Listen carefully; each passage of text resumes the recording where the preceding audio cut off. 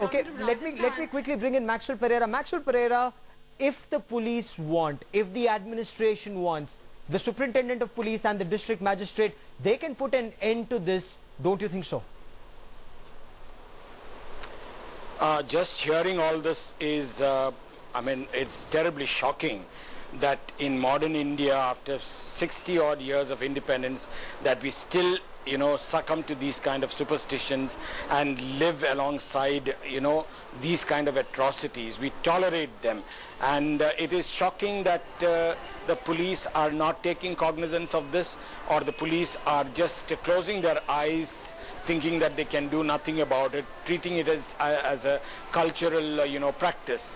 I'm sorry, I don't think, there were reformers who put their foot down and brought in, steps against sati, steps against child marriage, all these kind of things. I know these laws are still being broken, and there are people in states like Rajasthan where, child marriage is also rampant. So, the reform process has to carry on, and unless and until the government and its strong arm, that the police also come in very strongly against these atrocities, I don't think this can be curbed. Okay. Is this an industry, Kavita Srivastav? In Bhilwara, we've seen CDs being sold in marketplaces near temples. Now, is this actually an industry, and that is why it's flourishing? There are people who are actually supporting this and encouraging this because they're making money out of this? Yeah, absolutely. You see, it's got a whole institutional backup.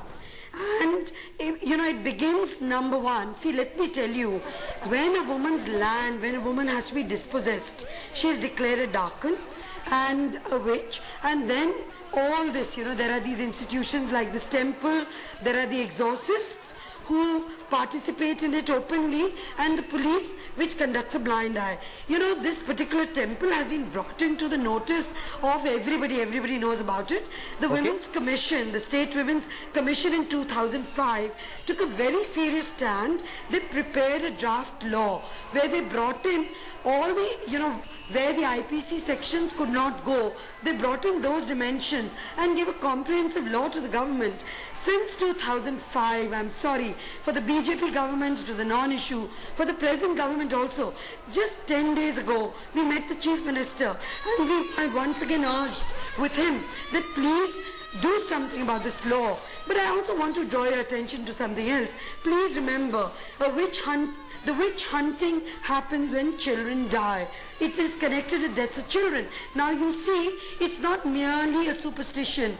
It's also related to the fact that, the medical services just don't exist. So health services again it comes down to the government. If medical services don't exist, what is the government doing about it? Maxwell Pereira, it once again brings to fore the point that whether it's the district magistrate or the superintendent of police is the only way out, that in case there is a witch hunt, in case there's an alleged witch, in case a poor woman is assaulted or killed, the DM or the SP should be suspended. Is that the only way now?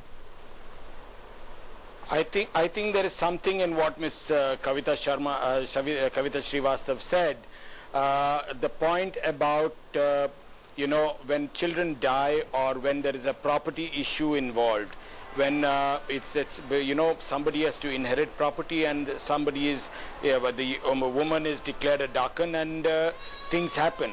If that is the case, if that is really true, then these kind of cases can be isolated and studied.